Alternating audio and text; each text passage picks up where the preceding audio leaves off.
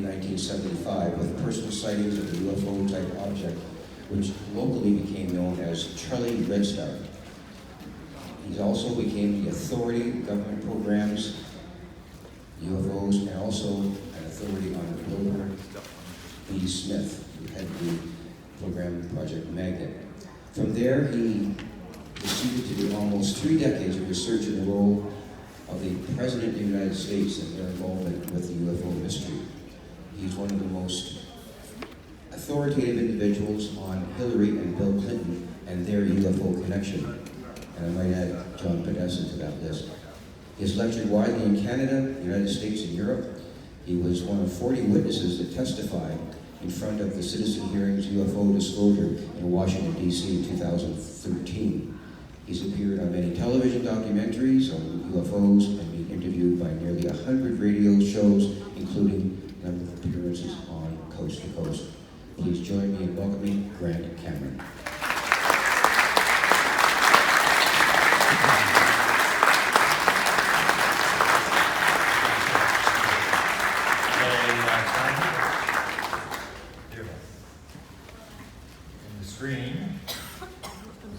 I want to thank the Cosmic Expo for inviting me. It's a big venue. It's for Canada. It's wonderful to have a place in Canada where you can go. I do a lot in the United States, especially California. Almost every city has a conference.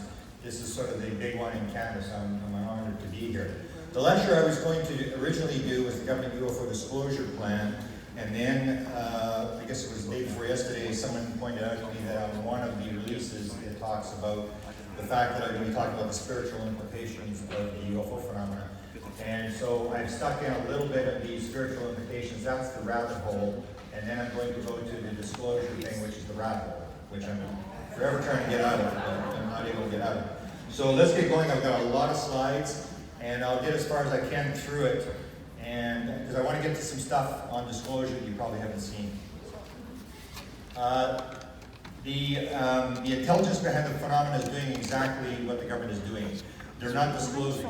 If they wanted to fully disclose it, land on the White House lawn and tell you what they're here for. They're not doing that. They're not covering up because they could actually just shut off the lights on their UFOs. Why do UFOs have lights on them? So you can see them. They want you to see them. They would turn off the lights and they would stop talking to people. They're talking to a number of experiencers. So they're not doing either of those things, they're doing something in between. And the government, as I'll show you later, is doing exactly the same thing. I had a download, which maybe next time I'll talk about. I have a second download, which involved 24 things that popped into my head. I was walking when it was very cold. I'm sitting there trying to write this all down. One was, is the world random, or is the world not random? If the world is random, it's one world. If it's not random, if it's morphogenetic fields like Rupert Sheldrake maintains, it's a completely different world. You have to rethink everything that you believe. And so the whole thing about the UFO phenomenon is at random. You start looking at it back, and as I always make the joke, I've been in this since before Jesus was a carpenter, and I know that what happened then doesn't happen now, what happens now didn't happen then. It's a completely different thing. It's almost like the intelligence is turning the pages of a book, and all we're doing is watching. You've had ancient reports all the way back for thousands of years. They've never landed, and it appears that that's not what they're here to do. If you look in the 1890s, you see that we had wooden ships with propellers on them. And that was what people were seeing in vast numbers in the United States. Then you have another one, you have the Foo Fighters. 1943, it changes from wooden ships to Foo Fighters. And they're off the wings of the German and Allied planes. And that goes on for a couple of years. That stops, then suddenly the ghost rockets start up. And that's, that's a phenomenon that occurred in 1946, starting in 1946 in Sweden. We were just there at the archives, the giant archives they have there, and these rocket ships were crashing into Swedish lakes, and they've been doing it since 1946. It only happens in Sweden. It's like, and they've had piles of these reports of these rockets flying across and going in. Then you have the green fireballs. So the Foo Fighters disappear, and the green fireballs appear, and they're around all the military establishments and all the nuclear establishments in the United States, watching what's going on. Then they start talking to people. They make the contact. George Adamski comes forward, and you suddenly get, instead of just sightings, you have people who are actually getting messages. George Adamski has these weird looking crafts with the balls underneath, and there's a pile of these contactees during the 1950s come up, and they're all going around. Then suddenly, in the late 1960s, in the early 1960s, a woman by the name of Frances Swan, who's sort of the last of the channelers for the blondes. She lives right down the road from Betty Hill. And when Betty Hill first comes forward, NICAP did not want anything to do with it. They said, they're abducting people off the roads, get lost. I mean, they just could not believe that aliens were abducting people off the roads. And they sent Betty to Frances Swan, and Frances Swan said, oh, you're dealing with the evil ones. And that was a transition. So suddenly you move from the blondes, and suddenly the grays become forward. Now maybe there was grays before the 1960s, but in literature, this is when it started. Almost like you're turning the pages of a book. Malmstrom, 1967, they go and shut down the nuclear missiles in Malmstrom, almost like they want to win the Nobel Peace Prize. And they do that just to give us a message. And I believe that the vast majority of what's happening with the intelligence is its messaging. That's what they're doing. They're sending messages to us. 1975, that's when it started for me. And my event, I realized 30 years later, there's no way what happened when I got into this thing was random. But it's a long story, so I won't tell it. But in 1975, there was the overflights of Loring Air Force Base, Malmstrom, Minot, which is just south of me. I'm in Winnipeg. And the Wordsmith Air Force Base right on the Canadian-Michigan border, and the UFOs were inside the weapons storage area where they kept the nuclear missiles. That was messaging. Rendlesham Forest, it was believed there was 3 days, and now some people are saying 4 days. The objects were there for 4 days, like, here we are, and trying to get people's attention and allowing people to see this and making a big story out of this. Travis Walton, my interpretation, that happened just after my sighting in 1975. My interpretation, people have various interpretations for why Travis Walton was kept for 5 days, he was dead, and this, whatever. I say, no, they just simply said, wow, if we really want to get this message across, let's keep one guy for 5 days, and then we'll release him. And it's true that if Travis Walton had been abducted for 1 hour, you never would have heard of him. Because he was abducted for 5 days, he's the most famous experiencer ever, abductee, and he will always be the most famous guy because they kept him for 5 days. To me, it's just messaging. The Nimitz, for 2 weeks, they were flying around with the Nimitz, playing games, trying to get their attention, and got on film. Again, it's messaging. Crop circles, and here's where sort of one of the messages comes from. This is one that outside of Winnipeg in the 1980s. We didn't get the complex ones they had in Great Britain. But one of the stories you probably haven't heard, is I've included it here. Colin Andrews, who invented the term crop circles, had an experience in 1977. There was a number of bizarre experiences that start the crop circle thing. One was, I'm going to play you a tape here.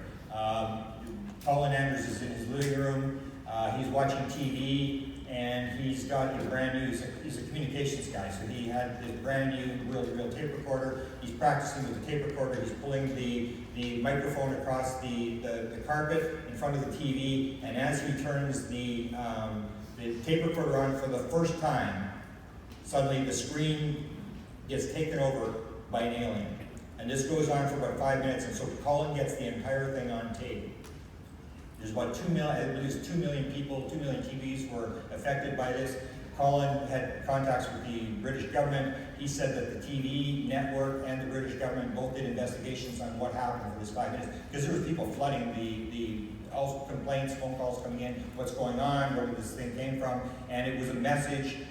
And all Colin said that they determined from their investigation was that it went through 2 towers in southern Britain, and those 2 towers broadcast to the area where the crop circles would later appear. Here's part of the message that came in 1977 on the TV screen in front of millions of people.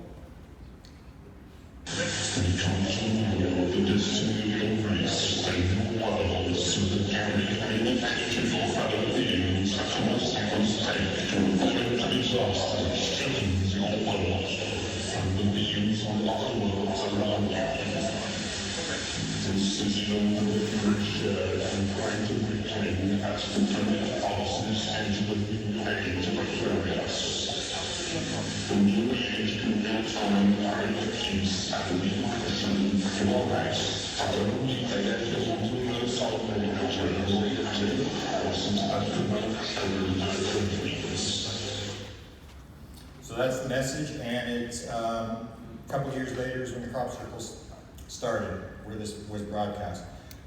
This gets into other messages that were sent. Linda Howe was made public. She talked to Bud Hopkins. The guy who wrote the famous book called The Holographic Universe, Michael Talbot, was a client of Bud Hopkins. And he was an experiencer, and he stated that this entire book was a download. And he got help with this book, The Holographic Universe. And one of the things that I'll quickly stick in here, he tells a very interesting story that I talk about to understand UFOs, is he had a bunch of poltergeist experience when he was a young child. A lot of experiencers have poltergeist experiences, and he stated this. He stated, when I was in a good mood, the poltergeist would hang the socks off the plants and do all sorts of playful things, and when I was in a bad mood, I would wake up with cuts and needle marks in my arm, which gives you the idea that, as John Wheeler said, the famous Nobel Prize winner, physicist said, it's a participatory universe. You are playing a part in what you are experiencing. This is a book that was a download. This is The Legend of the Nine. It's a very, very good book. It was a download, The Forgotten Promise by Sherry Wilde. Her kids actually took a lawyer out to talk her to stop her from publishing the book. Now she has a movie contract, but this was the download book. She actually said she was sitting at her computer, and she looked at the computer, and suddenly she saw the Word program, which was open. She said she never had the Word program open. It was on page 3.5, and she looked, and it was her story, and she went, oh no, we're not going there, because she just hated her experience. And then she went along with it, thought it looked pretty good, wrote this entire book, but she said she didn't write it. It was written by somebody else. This is a book that I helped Nancy Tremaine publish. Total download book. She just sat there playing to the song The Prayer. She played the song over and over again, and as this book came into her head. This book is a download from Fear to Love, Donna Lynn. This also came in the download. This is my partner that helps me out do a lot of my stuff, Modesta Barnaby. This is her book. She does channeling type stuff. And I said, let's put it all in the book. So she put it all in the book. We'll have it. I'll be at my book table just outside here for an hour after, and she'll be with me. And that was hers. That was a download book that I encouraged her to do. This is, as said in the introduction, I was the person who did all the research on the Canadian government in the early 1950s. It was run by Wilbur Brockhouse Smith, and this is the book that he published. There's only about 400 copies, I think, printed, and most of them went to Europe and Scandinavia, or Russia and Scandinavia. And in the book, he basically says, assembled by Wilbur Brockhouse Smith from data obtained from beings more advanced than we are. Think well on these things. The entire book was a download. This is where we get into the sort of the spiritual or the non-physical, I guess we should call it non-physical aspect of the UFOs. I've done it on my YouTube channel, which is White House UFO. I do a number of people who fly the flying saucer. I've got about 48 different people who have flown this saucer, and they all say the same thing. And according to the free survey, there's 14% of all people who have filled out the survey. There's 4,000 experiences. The people who answered the question, 14% said they've been allowed to fly the craft. And they all do the same thing. You fly it with your mind. It is a totally mental process. The craft is alive. And so there's two models of the universe. There's a model, and this is part of my download. If the world is made of nuts and bolts, that's one world. But if the world is made of consciousness, which creates matter, then it's a completely different world. You have to rethink everything that's in your life. And so there's two different things, and I say that consciousness is primary. This is Erwin Schrödinger, one of the early quantum physics guys, said consciousness cannot be accounted for in physical terms, for consciousness is absolutely fundamental. It cannot be accounted for in terms of anything else. And that is the basic line that I got my download, and a number of people have come onto this now, that consciousness is primary. It creates matter, it is the whole thing. And when you understand consciousness, you start to understand what's going on with UFOs. This is the spiritual aspect of the whole thing. And I'm not going to go through a lot of these, but when you start looking at the free survey, and you start looking at what those people are saying, you get things like 39% have channeled, 74% say they had a clear voice in their head that was not their own, 37% have had near-death experiences, that's 7 times the national average. Their consciousness separated from the body, 66%. They experienced harmony and oneness with the universe, which is a mystical concept. You have 69%. all of the people who knew at one point during their experience, they knew the answer to everything in the universe, 40%. That is, in other terms like mystical or Eastern thing, that is the Akashic record, that is higher self.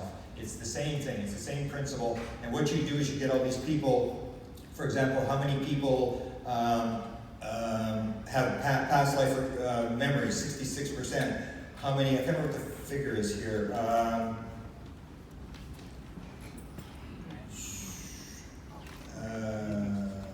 Before birth, 28%. And there's actually people in the room who've told their story that before they were born, and one of the people, the famous people that did it was the Moody Blues. The Moody Blues told Colin Andrews clearly the story of remembering before they were born that they were going to be musicians. They were going to come into the world, they were going to do this whole thing. And that's one of the other parts I got in the download. If it's one life, it's one world. If it's multiple lives, everything changes. Then you can no longer say, oh, it's an abduction. This was discussed yesterday by a number of people. Then you have to say, this is soul contract, rather than you've got to take personal responsibility for what happened, that you may have planned your life to come here. So when you get to this kind of stuff, you see this very clear, spiritual, non-physical connection to the UFO phenomena. If you're looking at nuts and bolts and waiting for them to drop free energy so we can get twice as many cars on the LA freeways, well, that's what people are waiting for, but I think what they're trying to do is they're trying to get these messages about oneness, about the fact that the environment is important and stuff like that, and it's much more spiritual than people think it is. I'm going to end this section with this. You're going to hear about this in the coming months. There's about to be a documentary done on this book. I highly recommend everybody read it. It's called Biocentrism. I was contacted about 6 months ago by a high-level person in Hollywood. And I'm saying high level. I'm saying he's connected to one of the most famous people in the United States of America. You will take a deep breath. If you think Tom DeLonge is high level, wait until you hear who this is. He phoned me up and he said, I've got these experiences, these things are over my house, they're in the house. What do I do? Am I going nuts? And it was just such a bizarre story. I was thinking, well, maybe you're nuts. And it was just unbelievable. I mean, he was sitting in his driveway and he said, there's like 100 of them over the house. And my wife, she doesn't want to do this, and my mother's giving me a hard time and stuff like that. And anyway, I said, well, it appears that they're trying to contact you. They're trying to influence you, so maybe you should talk to them. Just ask them questions. Demand, okay, you're flying around, what do you want? So he started to ask them. And what he said to them is, he said, if you are an alien or whatever you are, put something in my head that I don't know. And he said, in his voice, in his head, he heard the word biocentrism. And he went, what the heck is that? And so he went home and he Googled it. And what it is basically, it's almost like the holographic universe, the whole idea. Consciousness is primary. The life creates the universe, not the other way around. Time and space are illusions. It's this whole concept. And it was written by a guy named Dr. Robert Lanza, who the New York Times described as one of the top 3 scientists in the world. He's a biologist, he's the first guy to clone an extinct species. Very high-level guy. So my friend Chris phones him up, and he said, what the hell? I dropped the whole story, the whole thing. And then he said, I couldn't believe it. Lanza phoned me back. And Lanza said, I'm a top-level scientist. I can't really get involved with this thing, but I've had experiences similar to yours. I know what you're talking about. And he said, I'll give you my assistant, and you can do this, because what he wants to do is a documentary on consciousness, on biocentrism. So when this comes out, then this guy will be identified as to who this guy is. And he wants to do this thing, and he said it's the first time he's ever been in Hollywood. For 30 years, he's done this kind of work. He said the first time somebody didn't ask for money. There's no money involved. Lanza said, I don't need any money. You can do what you want, my assistant. Just get the idea across. It's a very important idea. So I'll leave you with Chris talking about what he thinks is going on, which I believe it's basically what I was told as well. So here's him, a little 2-minute segment of him describing what he learned from his experience, what he thinks is going on. And so, my feeling is that it's a process that they take you through if you're willing to learn. And then honestly, it's not about spaceships or UFOs or things in the sky. That's just to get our attention and to kind of indoctrinate us into this experience. And I can tell you from my understanding, it's all assumption, that intention is everything. Meaning how your intention is everything in terms of having this experience or not. There are no dimensions. There is no separation. They're not coming from some other place into our space. That's all bullshit, in my opinion. My opinion is, and this is assumption, that they're here, we're all together, there's no separation, there's no dimensions, there's no this, no that, it's all together as one soup. They're here, everything is here, all the energies, everything is here. But what it is it's about perception. Is that it's layers of perception that the person has to go through, consciousness, perception, the ability to see. You know how it starts is you have to be willing to say, okay, let's just imagine for a second that even 2% of this is true. So you have to go out into the night and start out with that kind of feeling inside of you, and then the doorway opens. And then if you can hold that intention, the doorway swings wide open and you walk through it, and then you start to go into this process of being taught about energy, oneness, connection, and how vital it is, that to understand that we are all one, earth, sky, water, land, human, animal, beings from another world, energy beings. We're all together, we're all one, and we have to take a serious step back at how we've been doing things and really realize that it's vital to be conscious of every second move you choice you take to try to figure out how, as a collective, how to heal each other, heal the planet. And to fill you in, he actually has contact with a being. We know what the being's name is. He's journaling everything. He's asking questions, and they're feeding him this material. And as I said, this is A-level Hollywood guy. You'll be stunned when you hear who this is. Okay. We haven't really asked him. We've had him on a Zoom. We haven't really, he hasn't really described the being. Destin can maybe fill me in. I don't think he's ever described the being. It's just sort of a voice, and he's had interactions with orbs in the house, smoke beings moving around, and what he's trying to do now is very funny because he's a big Hollywood guy, and he doesn't know how to work a camera. He doesn't have a cell phone. And we're going, you don't have a cell phone? Because we said, just use a cell phone and photograph this stuff. And so now he's buying all these high-end infrared cameras and stuff, and he's basically trying to film this phenomenon that's just inundating his whole life. Now to the disclosure thing. This is the update on the whole thing. Most people probably know the Tom DeLonge, the New York Times, the Nimitz, the videos, all that kind of stuff. And again, I say the government is not doing full disclosure. If they were to put the President of the United States up and tell you what's going on, that's not what they're doing. If they were to cover up, they would just shut up, quit leaking videos, quit talking to people, quit doing all this kind of stuff. They're not doing that, they're doing something in between, the same thing. And what I think it's this gradual disclosure thing, and what I'm going to show you now, what I believe is this has been going on for 70 years. They've done it. They just now have learned how to really do it, and they're doing it on steroids. They have this thing really moving. I'm going to show you a number of incidents today in history to show you it's exactly the same thing.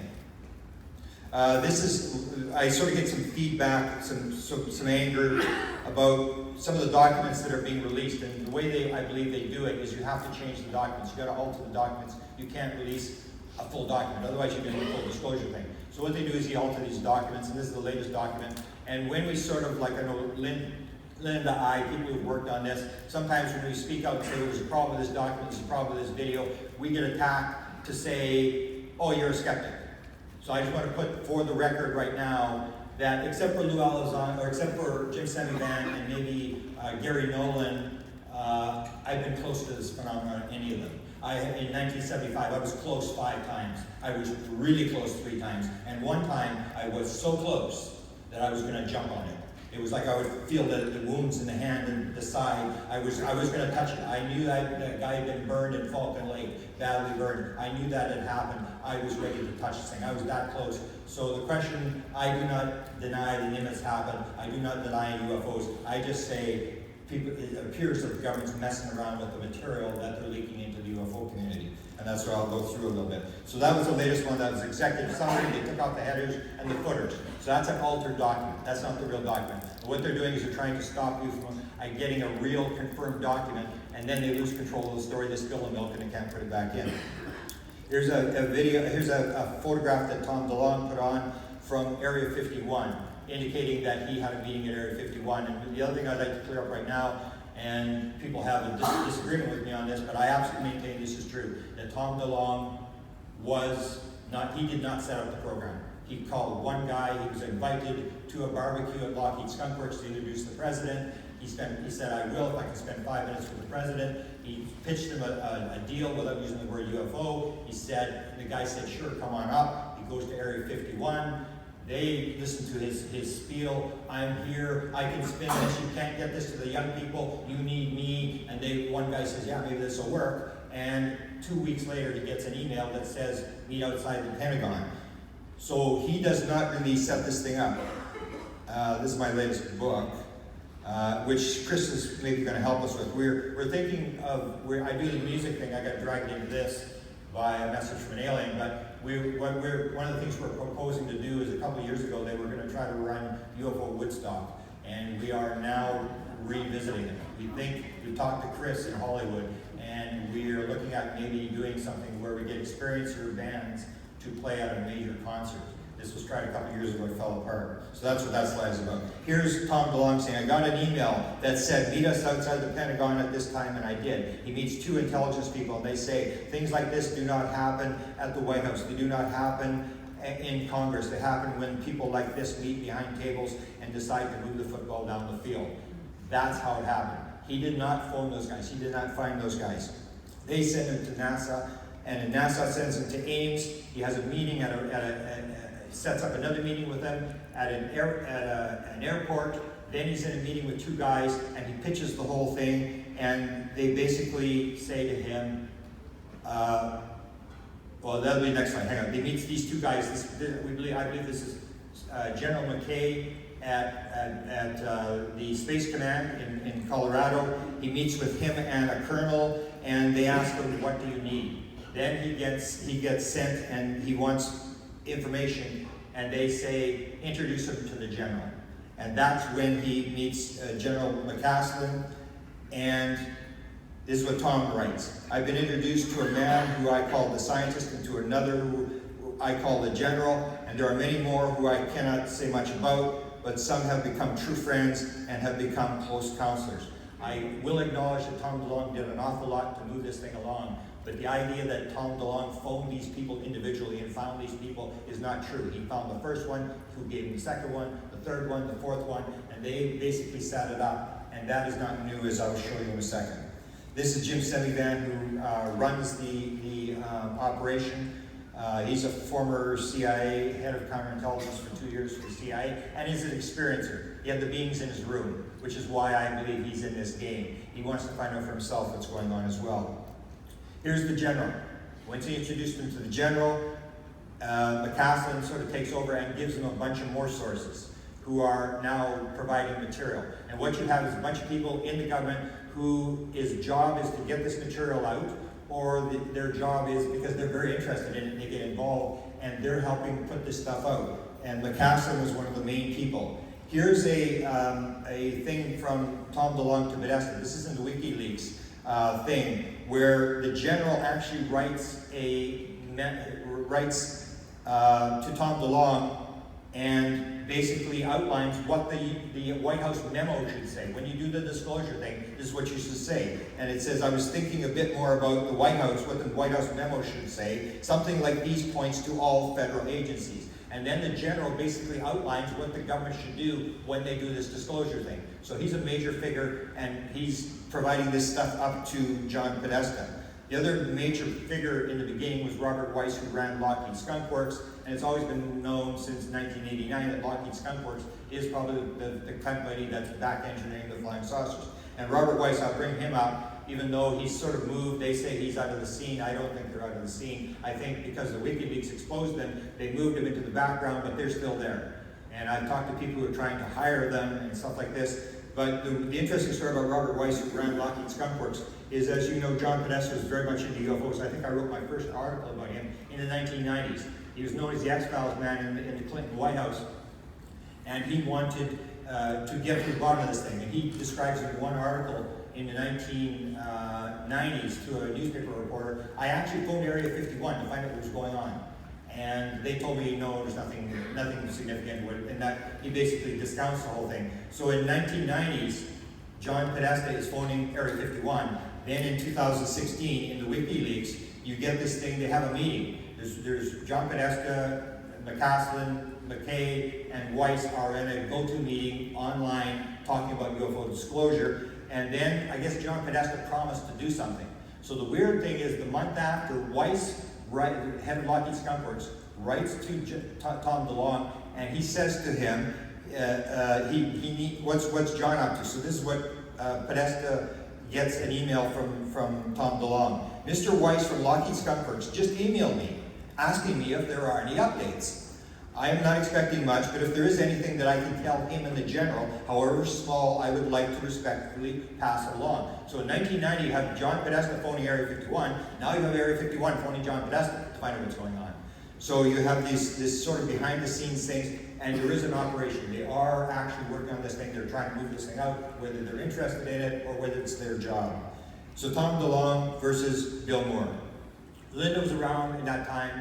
Linda and I both dealt with Bill Moore. We were in that whole circus, and I think Linda would probably agree this looks the same as the 1980s. We were around when the Avery was there. The article, the names that people usually use for the Avery is my list. I got it from a guy in England. I don't know where he got it from, but this is the list of these people. And that was Bill Moore had 24 sources. Tom DeLonge maybe had 24, I don't know how many he has. Bill Moore in the 1980s had written the Roswell book. That's what made him famous. You would never have heard of Roswell if it hadn't been for Bill Moore's book written in the 1980s. He's immediately contacted, almost like Tom DeLonge, and he gets fed all these different people. And suddenly he's got 24 people inside the government who are feeding him material.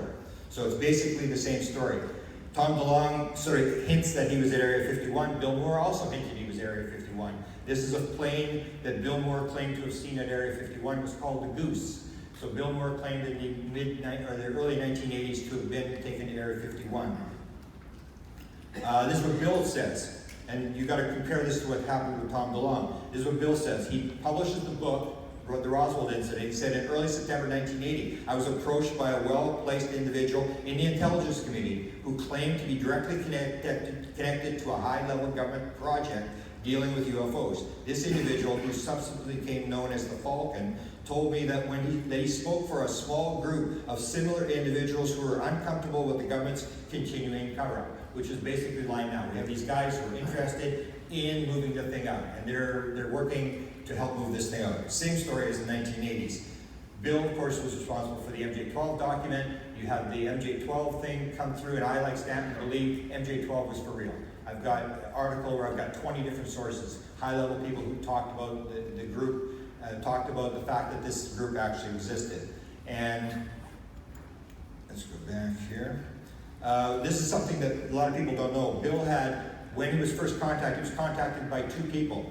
And this shows you how these documents sort of leak out. One of the people that has never really been identified, and I'll bring it out here, is Lieutenant Colonel Roland B. Evans, who was a DI officer who wrote the glowing evaluation of the Iranian jet case known as the classic UFO. Now we have the Nimitz. The big case before the Nimitz was the jet fighter over Iran that they were going to try to shoot the UFO down, and it shut the jet down. This was a famous case. Now, Roland Evans was the guy who was the analyst on that document. And according to Brad Sparks, he was also the guy who leaked the Loring Air Force Base, all the NORAD documents from 1975 about the UFOs being inside the weapon storage areas, the nuclear weapon storage areas. Roland Evans was responsible for leaking both those documents. The thing was, Roland Evans was the first guy to phone Bill Moore. He got a phone call, he was at Offutt Air Force Base. Roland Evans phones him and says, you're the only guy who knows what you're talking about, we'd like to help you. And then he goes and he gets a phone call from Richard Doty from Albuquerque, you're the only guy who knows what you're talking about, we'd like to help you. So Roland Evans, you think those documents just appeared out of nowhere, you suddenly realize that those were leaked documents as well that came out in the 1970s. You just assume that they just came from somewhere and there was somebody on the inside helping move those documents out. Now the New York Times, this is important to realize with the New York Times, and what I say is the New York Times, the Washington Post, and Politico all went on the same morning. The New York Times paper cover story would not appear till the next day, till the 17th. But on December 16th, 3 newspapers all went the same day, and it was on Saturday, which is the lowest circulation, which makes no sense. But they all went with the same story about the fact that the ATIP program, the government was into UFOs, they spent $22 million. And so the New York Times gets the credit. A lot of people credit the New York Times, but there was actually 3 newspapers involved, which is important. And here's from the December 18th, 2 days after, the New York Times writes this. Leslie Kean meets Lou Elizondo and several present and former intelligence officers and a defense contractor. So it wasn't just Lou Elizondo. She met with a bunch of people. And then if you see how she describes this story, she describes October the 4th, which is a week before Tom DeLonge had the news conference. This is what she says in red. I was shown documentation. I was shown videos that were released with our story.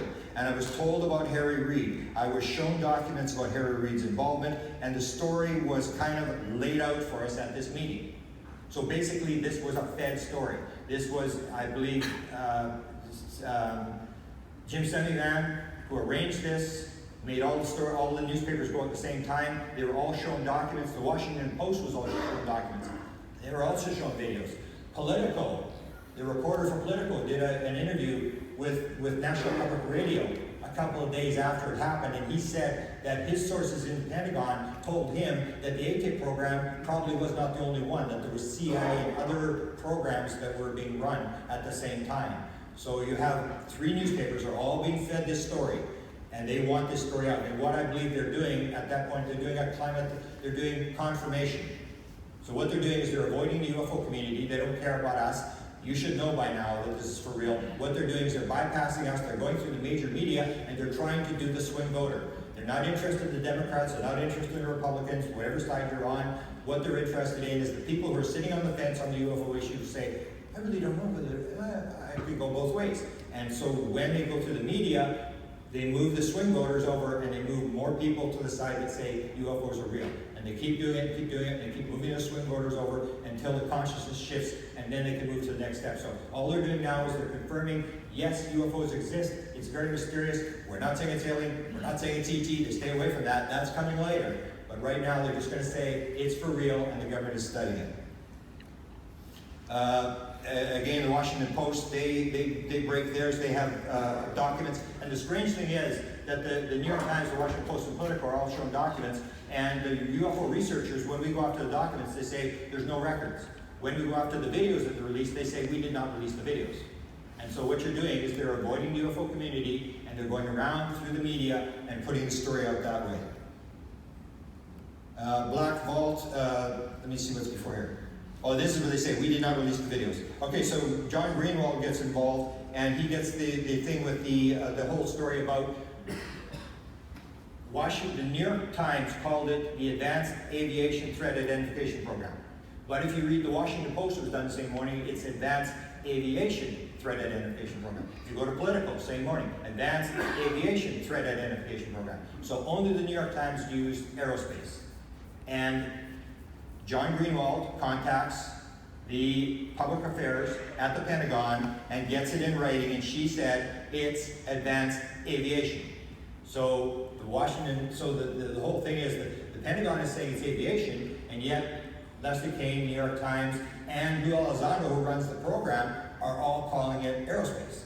And yet the Pentagon is saying, no, that's what it's called, it's aviation. Now the strange thing is, as I pointed out before, is that the New York Times was using aerospace, TTSA was using aerospace, Lou Elizondo was using aerospace, but the defense spokesman is using aviation, Washington Post is using aviation, and Politico is using aviation. And what I say the possibility is, what I think, is that you feed 2 different names into the story, so that Linda and I will be arguing, or me and Dolan will be arguing, what's the name, and people will be attacking us because we're attacking them, and it gets the whole thing going, and the idea that there's a program gets out there, but nobody can confirm what the program's called. When it comes to getting the actual documents, we can't find anything. And I think that's what they're doing. They're just creating things. So as I said before, this is Stephen King, who got a lot of his stuff in lucid dreams. he came up with this expression in this book, The Dreamcatcher's SSDD. Same shit, different day. And that's what it is. What's happening now has happened many times before. It started in 1947. This is not the first rodeo, let me guarantee you.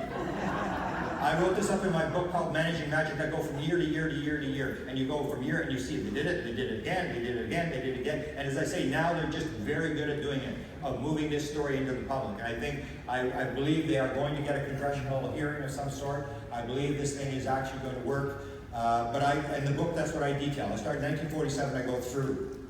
I call them magicians and messiahs. So you have the messiahs who carry the message, me, Linda, they feed this stuff to us and we run around and tell people this stuff. And the magicians, I say it's magic. As I said at the beginning, it's consciousness, it's remote viewing, it's psychic phenomena, it's near-death experiences, it's reincarnation, it's UFOs, it's mediums, it's all the same thing. It's this higher level, outside the physical world, this consciousness higher level thing that they're all kind of, in the CIA, I believe it's called phenomenology.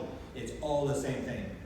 So you have the magicians who handle the magic, hand it off to the messiahs go and distribute the message. Now here's Tom DeLonge sort of has taken exception with what I've said, and he says, Grant Cameron means well, so this is just a warning to you. Just isn't in the loop at TTSA. He unfortunately reports major inaccuracies. My team is always aware of them, and we try to repair the damage when we can. I'm not in charge. Don't worry about that. Don't worry about my ego, because I talked about messiahs need egos. You can't push this thing unless you've got an ego, because you'll just give up after a while. And so he said, I'm not in charge. And the thing was that Lavinda was on Richard Dolan's show a couple of weeks ago, and he said, one thing we know for sure, Tom DeLonge's in charge. So you get these inconsistencies of the story that are sort of very hard to put together. And what I would say to Tom DeLonge is that I don't have a security clearance from the US government, and I also have not signed a non-disclosure agreement with TTSA or anybody else, so I may get something wrong. And once all these people go on the record under oath and tell the story and provide all the documents, I'll get on my knees, I'll beg for forgiveness, and I'll change it. But until everybody comes clean with what they know, instead of playing these little secrecy games, I'm going to have to extrapolate on the data. What you can rely on with me is that somebody didn't tell me to say it. I'm not bought by anybody, I'm just saying, and I may be wrong in what I say, but it is what I believe is going on, and I'm not beholden to anybody. So here's the guy who I believe may be running the whole operation. This is Ron Pandolfi. He's operational CIA. He runs the Weird Desk, the Phenomenology Desk, the CIA desk at the White House. That's the rumor. And what I want to say is that I got an offer as well. Tom DeLonge, I'm sure Linda got offers. They want you in. We're going to tell you everything. We're going to break our secrecy oaths and violate the Constitution, and we're going to tell you what's going on. And I got an offer from Ron Pandolfi's team to be in on the inside. You'd be in on the phone calls, you know what's going on. I said, well, I'm not even an American, why would you be talking to me? And this was the guy that made the offer. This is a guy who works for Ron Pandolfi, his name is Kevin Albert. I said, I will help you, Kevin, I'll give you whatever you want. They wanted to do stuff on the Avery. I said, I'll give you whatever you want. They wanted to do a documentary. And I said, but I don't want to be on the inside. He said, well, if you're on the inside, you get 100%. If you're on the outside, you're only going to get 10 to 15%. I said, that's fine, I'll take 10 to 15%. I'd rather be a chess player than a chess piece. And that's the problem with what's happening now. These people who have made the move into this latest program is you could get badly burned. And when they walk away, as what happened with Bill Moore, Gordon Novell, Chandray, and a bunch of people, you can get badly damaged when they walk away if the program sort of falls apart. So this is, Tom put this up a couple weeks ago. This is his team. He says this is his team, so then I decided I would, and he's not in charge, and I said I would post my team. This is my team. And we're at a SCIF, a sensitive compartmentalized information facility at Tim Hortons in Winnipeg. And the Americans, and mental phenomena may be involved in the phenomena. That was 1950. So the Canadians knew right from the word go, the Americans knew right from the word go. So, and I started in 1977. That's when I started this chase to find out what was going on. I was the one that found the Rockefeller Initiative documents, 1,000 pages, including the 2 documents that deal with Hillary Clinton. And you may or may not know that Hillary Clinton, all the material, when Lawrence Rockefeller went to the White House, all the material from Lawrence going into the White House and from the White House going back to Lawrence Rockefeller was going through Hillary Clinton's office. She was not a part of the government. She was the First Lady. She had an office in the West Wing, but she did not work for the government. So the material is going through, and the reason it went through is because you can't go to the president. The president has plausible deniability. He doesn't know anything. He's not involved in this. So the documents go, Hillary takes the documents to Bill at night and says, okay, here's what's going on, here's the correspondence, and what do you want to do? And then she takes the documents back. So it's plausible deniability. She's feeding the material to the president. The president is out of the loop. The other document, which is stunning in this Rockefeller Initiative thing, is that Rockefeller had a document that he was going to use on the president. He said, if I don't get what I want, I'm going to send a letter to the president. It was an official demand for UFO disclosure from the president of the United States. And they were scared. Every time he said, no, don't send the letter, don't send the letter. And he said, and if I don't get what I want, I'm going to send a letter and I'm going to put a major, full-page ad in every major newspaper in the United States demanding disclosure. And it will say, Mr. President, what do you know? When did you learn it? When are you going to tell the people? And they went, no, don't do that. And so they had to negotiate with him, and he had this letter that he always threatened to send, and he had people who were drafting, helping him draft the letter. One of the people who helped Rockefeller draft a letter on UFO disclosure to the President of the United States was Hillary Clinton. She helped him edit the letter. So Hillary Clinton has been in this pro-UFO movement since the 1990s. I was the one that got the photos, the famous Hillary photo with the book, where we covered the book. We learned what book this was. It was an extraterrestrial-related book. It was given to her by Lawrence Rockefeller. The thing we never did figure, so you can take a look, maybe someone knows, we never did figure out what the crosses were. She's wearing these bizarre crosses. Nobody was ever able to identify what these crosses are. So I did about 10,000 pages of documents, and I'm starting to sort of release them from the Clinton White House on UFOs and the JFK assassination. I did all that material, so I've been in it. And here's another thing that shows you the connection between Tom DeLonge and all these other operations. I was given this, people started to feed me this. It's an eyes-only study for President Johnson. In the late 1960s, there were 7 people on the committee. The guy that was running the committee was starting to write a manuscript for years later. He was going to release what they had done. If you look at the team that was on, you see the Isaac Olney Johnson study had Arthur Lundahl as one of the members of this committee trying to figure out what's going on. And if you see the TTSA, they have Kate Green, had the same position. Arthur Lundahl was the guy before Kate Green, same position. If you look, Robert Weiss was with TTSA, and if you look on the Eyes Only Johnson study, they had the same position, Kelly Johnson, who was before Robert Weiss. You have Neil McCaslin for the TTSA crowd. That's a 2-star general at Wright-Patterson Air Force Base. The Eyes Only study had a 4-star general from Wright-Patterson Air Force Base, Stewart. They both had a physicist, and they both had a general at the National Reconnaissance Organization, which does all the satellite photographing, the spy satellites. They both had a high-level general inside the National Reconnaissance Organization. So it's almost like if you want to run a UFO disclosure or some sort of UFO program, you got to have these people on your committee. It's the same people. This is 1960 and 2017. It's the same setup. Here's an interesting thing that happened last week, I guess it was, or week before, at the Remote Viewing Conference in Las Vegas. Hal Puthoff is asked a question, and if you know, John Alexander has always said, you know, there's institutional interest, or there's individual interest in the government. There's no institutional interest. Nobody in the government is doing anything. And so somebody asks him a question, asked Hal Puthoff, because Hal Puthoff has now come forward. He said, I can never talk about this. I could talk about remote viewing. I could talk about different stuff, but I could never talk about UFOs because I was in a top secret program. I couldn't. But now people are starting to talk, and I can now come forward and I can start talking about it. So he's asked a question. Your good friend John Alexander published a book. And I know you'll have a chance to ask him this too. Why was it so hard for him to find out who's doing the research? Who's holding the files on UFOs? In his book, he said, everybody thought someone else was doing it. And everybody said, in all the departments, it's not me, it's somebody else that's doing it. And so they asked Hal, and Hal said, well, was somebody else doing it? And then he's asked the critical question. He asked, well, why did John not get any answer? And he said, if materials are being held in special access programs, casual conversation, even with high-level people who know your interest and they're interested, which means John's interested, too, won't necessarily reveal the facts. So basically he's saying, just because John was a high-level government person and he knew I was into the UFO thing, I can't tell him what I know that's cosmic. So it was the whole thing was John was walking around talking to people who knew what was going on, and they couldn't tell him, so they pretended they didn't know. Here's 1947, as I said, it started right from the word go. This is Kenneth Arnold's daughter, Kim, and she has come forward. She's on 701 in the tape, whenever that movie comes out.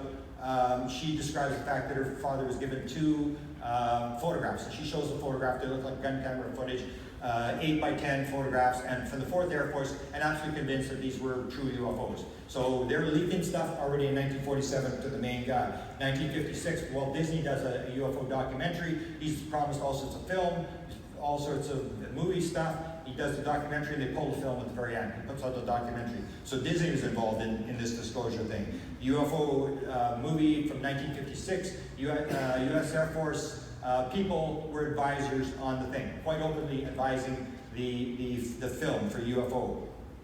I'd say there are 3 different disclosures in 1974, and this is where it gets kind of interesting because this is stuff you may not have heard. Here's the 3 disclosures I maintain. These are the 3 major disclosures they've done. This is my friend Bob Emenegger, and Linda knows him very well as well. Here's Bob Emenegger talking about what happened to him in 1970. Listen very carefully, it's the same story. And we went to Norton Air Force Base to discuss other things, among them 3-dimensional moving holography and laser and cancer and all of the R&D, advanced research, ARPA kind of projects.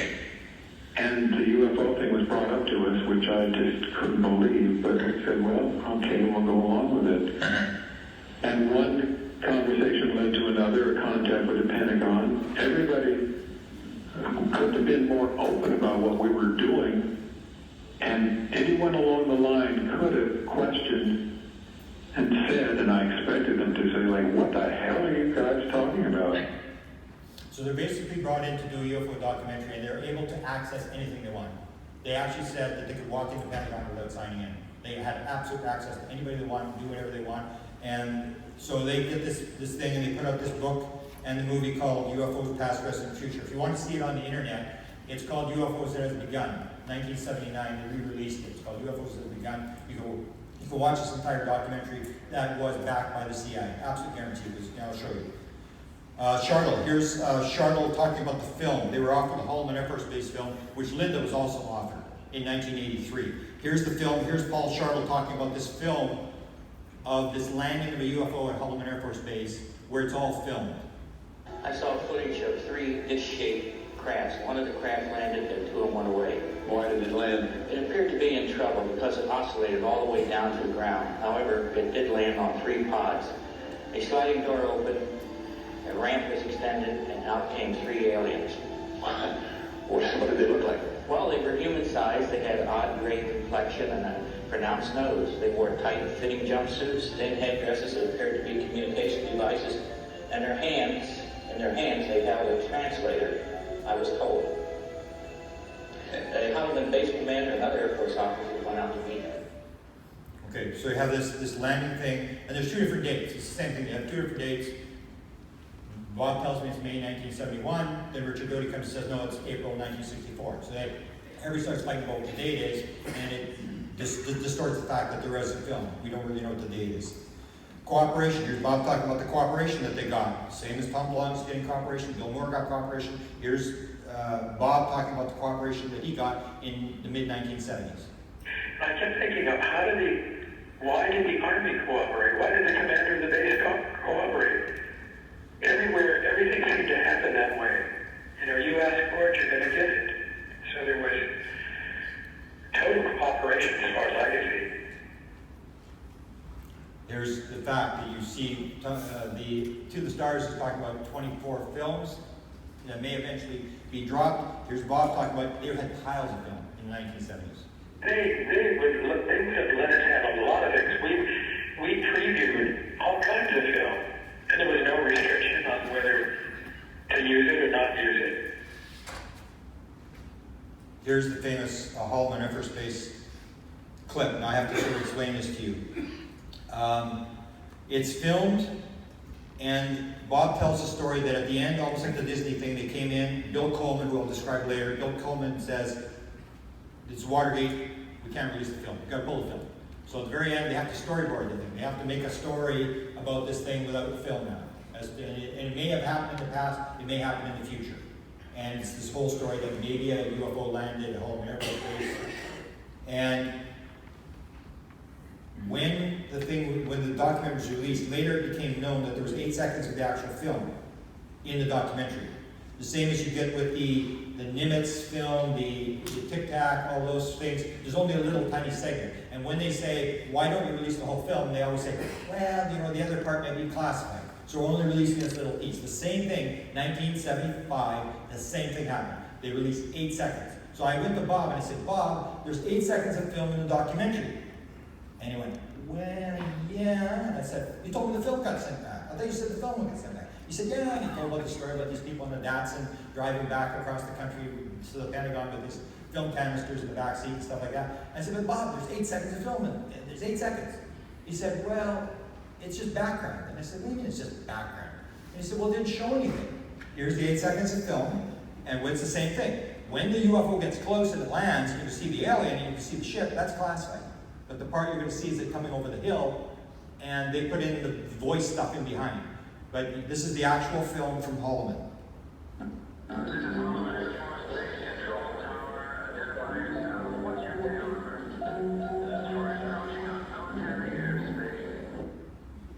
Now, what happened later is when I'm talking to Bob, and Bob has no interest. He likes comedy, likes the Comedy Channel. He has no interest. This is the only UFO story. My story was real. Everybody else, all you people are crazy. And he tells his wife, Margaret, quit reading that UFO garbage. And then she said, oh, Bob, shut up. You don't know anything. You've never read a book. And it's true. He never read a book. He didn't care about UFOs. And so at one point I said to him, I said, you know, the Holloman Air Force Base story, you know, if it weren't for the place and the time and stuff, that sounds like Close Encounters of the Third Kind anyway. Oh, what? I didn't tell you? And I said, no, you didn't tell me what? He said, I didn't tell you I gave a copy to Steven Spielberg? And I said, no, you didn't tell me that. So 75 is the documentary, the Holloman Air Force Base. In 77 is Close Encounters, 2 years later. He said, yeah, I told you, he said, Andy Spielberg worked for me.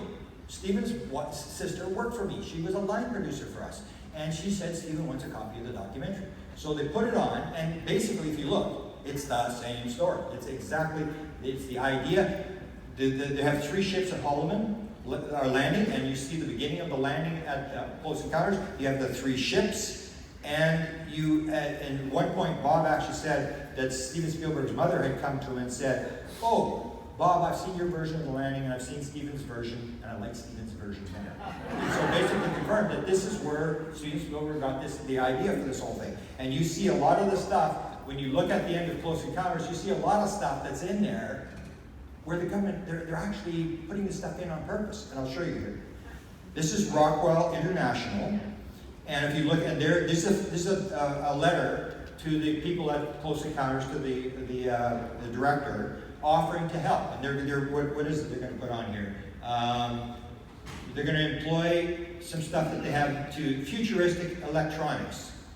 And they're going to put this stuff in. And then if you look at the end of Close Encounters of the Third Kind, you see they're moving all these crates around. Just before the UFO lands, at this landing site, they're moving the crates, and you have the Rockwell crate being moved around. So they've got their people, they've got Rockwell in the end of the Close Encounters movie. And then you see that there's the jumpsuits. If you remember this group that was going to go on the ship and they were going to go to another planet, they were called Project Mayflower. And if you look, you can see Rockwell International, proud partner in Project Mayflower. And you can actually buy t-shirts. They'll actually sell you a t-shirt with the fact that they were a sponsor to this project. So then you wonder, like, was there really a project? Was there something like this? And this is stuck in, but you really don't know it. The same as, so that comes to the circle thing. We were talking, Linda and I and Richard were, late last night we were talking about this, and I said I would talk about this. So here's the Mirage Men book came out. Now a lot of people say the circle is just garbage stuff, it's nonsense, whatever. And the way this thing works is, in my opinion, is they put this stuff out and it's mostly true, but they have to change stuff to make it phony, and so it confuses everybody. So the real story gets out. And the key is that Kit Green, who's on TTSA, who's not great, but he's doing the experiencer study, but he's a high-level guy, was a big CIA guy, and he's interviewed by the Mirage Men. And the Mirage Men are talking. John and I and Kit spoke for some hours, initially about the circle material, which to our surprise, Kit took more seriously than we expected. There are certain facts in there, he told us, certain references that prevent me from being able to reject the material out of hand, even though the story that it's telling is patently not true. And this is the story that they put these people on the craft and they flew to another planet and And that whole story in Steven Spielberg. The Serpo material, or at least some of it, Kit suggested, might have served a purpose to someone, and to watch who was drawn to. And Serpo had caught the attention of some of the senior players in the intelligence community. When I was trying to track down the whole, I was contacted by Hal Puthoff and some people. They were trying to track down the Holman Air Force Base film. And they knew that I had dealt with Emanator and I had dealt with film and stuff, and I might know where it was. Tell me what you know. I remember talking to one of the people around Hal, and he said, you know, we need this, or what have you got, or whatever. And then he said, you know that Hal? He's reading that Serpo marriage. I can't believe he reads that stuff. I just can't believe he's reading that stuff. And this is the thing, that people who have intelligence backgrounds, who know the inside story, are going, this is not just a garbage story. There's real stuff in here. And so Kit Green was taking it serious, and so was Hal Puthoff. And both these people are with To the Stars. And so the other thing is, when you get the people at TCSA, you get Kit Green, Hal Puthoff, and Jack LA are all with TTSA. And here's the story that's in that book as well. They met at a Denny's restaurant back in 1986 when Kit Green, along with physicist Hal Puthoff and computer scientist and ufologist Jacques Vallée, distilled what they knew about the subject into what has become known as the core story. Simply put, the core story, according to Kit, is this. The ETs came here maybe once, maybe a few times, either through accident or through design. The U.S. government acquired one of their crafts. The only problem was that the physics that powered the craft was so advanced that for decades we humans have struggled to understand it or duplicate it. So these are guys on TTSA back in 1987. We're doing it. They were back with Bill Moore in the early 80s.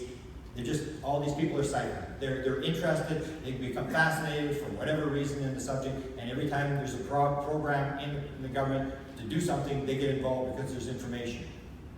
Okay, we're running out of time. So here's Lockheed. You'll see the Lockheed containers at the end of Close Encounters of the Third Kind.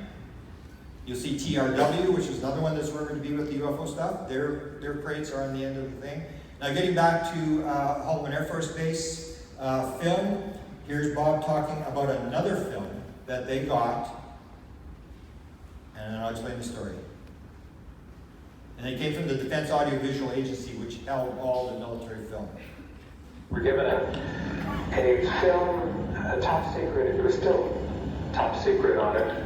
Quentin Nella's name was on it, of a launching at Vandenberg, of which 3 cameras followed the one missile takeoff, and behind it you saw 2 little white, look like transparent moons, just sort of trailing and following it their way, but in every camera, no matter what position, so it wasn't a reflection. So we had Bob Baker, who was the guy who did the 1952 Robertson panel guy. Anyway, Bob Baker is well known at that time. So we came in and analyzed it and said, it's 1,000,001 that it's anything but, it's not the Venus, it's not a reflection. And just to cut that short, that film, I asked Bob, I said, so did you send that film back? He said, no, I think Ellen still got it. He said, Ellen still got the top secret film. He said, yeah, I think so, I'll check it. And then he came back and said, oh yeah, Ellen still got it. And I sort of put it around, and then James Fox found out about it, and James Fox was negotiating to get that film for 701. I don't know how it worked out, but there is a film, top secret film, was never given back. Here's Arthur Lundahl, who was the guy before Kit Green, before Ron Pandolfi, ran the weird desk at the CIA, the UFO desk. He was the guy that briefed the president on UFOs. He was also the guy that briefed the president on the Cuban Missile Crisis, because he controlled all the photographs. He was the photograph expert for all the spy photos, the SR-71, U-2 spy photographs, and he was involved in Bob's documentary. He actually leaked some stories to that documentary. Bob says, can you come on film to describe what's going on? He said, no, you don't understand. I'm on duty. I can't go on film.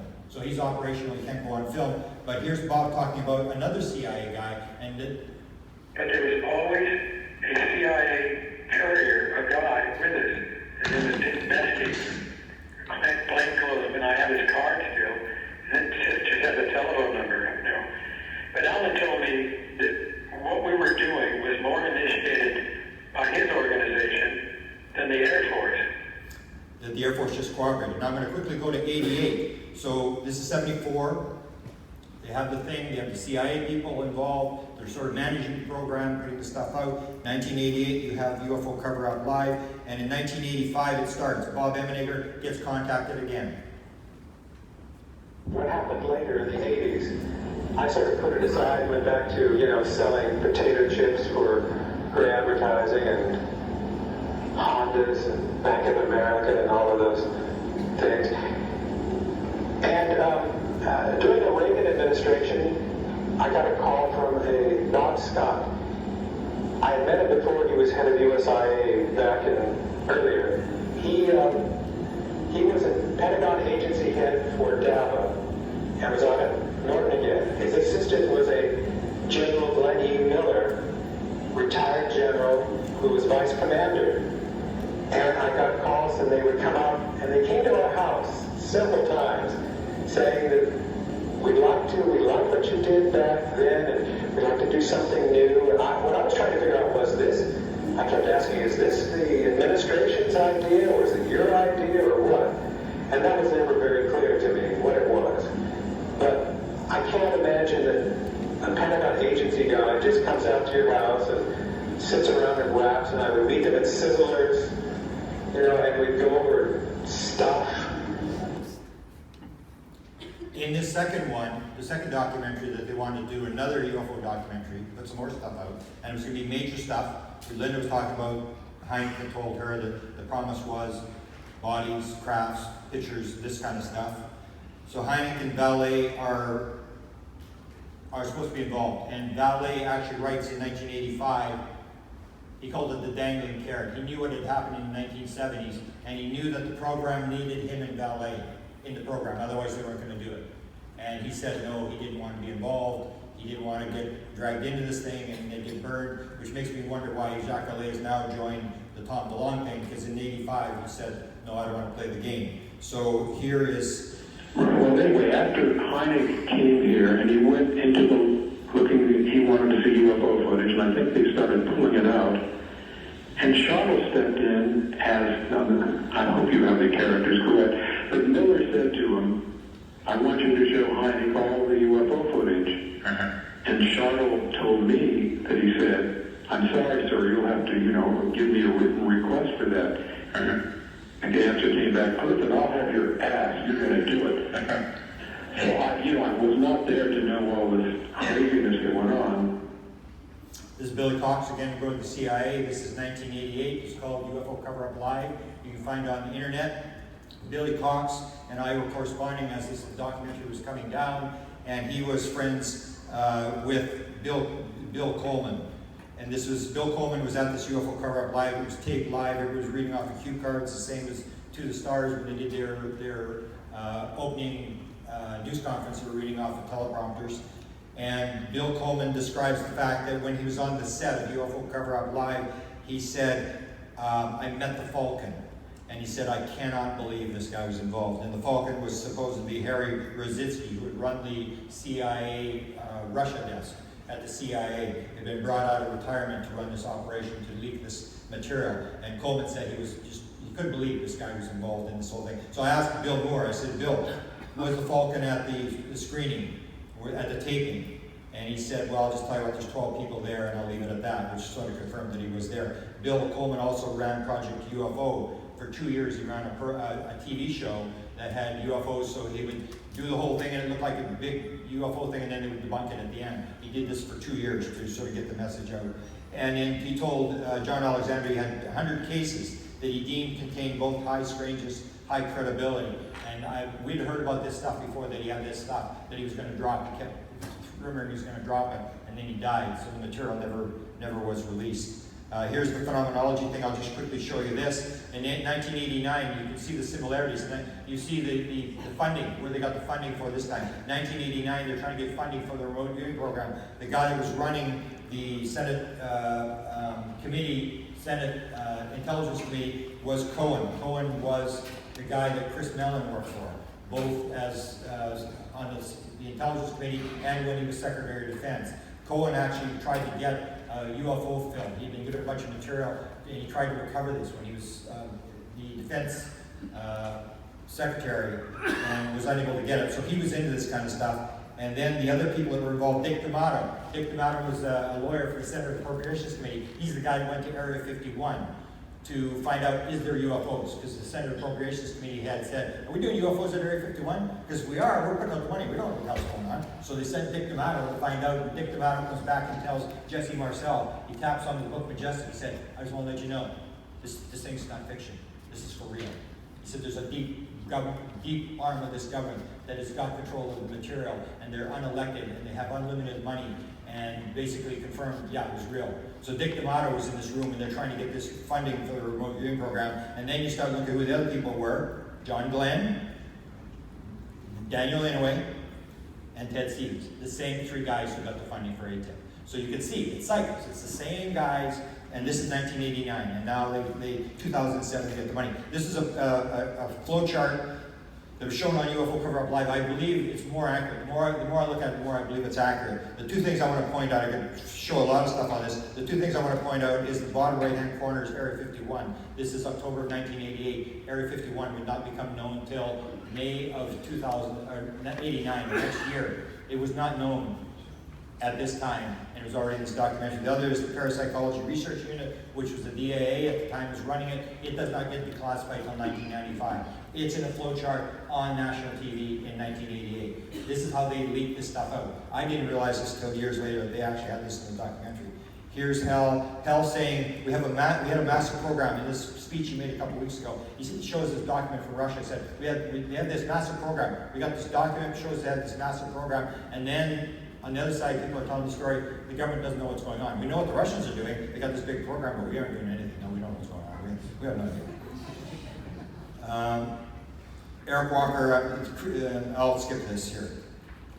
John Alexander talked about Ron Pandolfi. Those who are supposed to know do. That's got security clearance. So the story was told that Senator Reid got a briefing, and there was an email that leaked, and this is what Ron talks about briefing. He said the problem with being read in is that it does not include any information, just a key to a place where information might be accessible, and a warning that accessing that information could be associated with significant risk. Politicians are extremely risk aversive, and in accessing the location where the key might have value, extremely difficult. I keep a handful of keys in my pocket just for such occasions when a politician might demand access. Here you are, sir or madam. Here you have the key. Use it at your own personal risk, or leave that to me. And he said most people will just say, you have the keys. He's the guy that controls the classified material. There's two programs going on. Joe Firmage, I talked to an engineer, indicated that they are actually testing. It's a free energy type device. And Paul Murad, Defense Intelligence Agency, they have another one. There are a number of programs from what I've heard where they are sort of on the leading edge of this free energy technology, understanding how the atom works. And so I'll sort of leave it at that. I'm actually very optimistic that there will be some congressional movement. There's going to be a congressional, some sort of hearing, something's going to happen, and that these programs that are being sponsored, both these programs I've heard are being sponsored by are being helped by the CIA to get this into the white world. So I believe, I'm very optimistic, despite all the phony documents and stuff that's coming out, that this time the government is going to move the ball to the point where it's undeniable we are not alone. Thank you.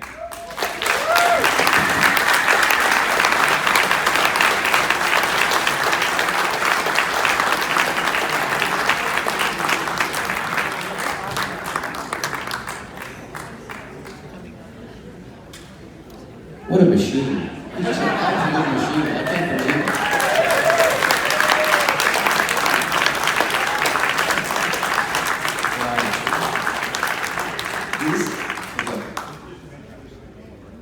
Yeah, Grant just said he'll be at his table outside if you want to chat with him or whatever.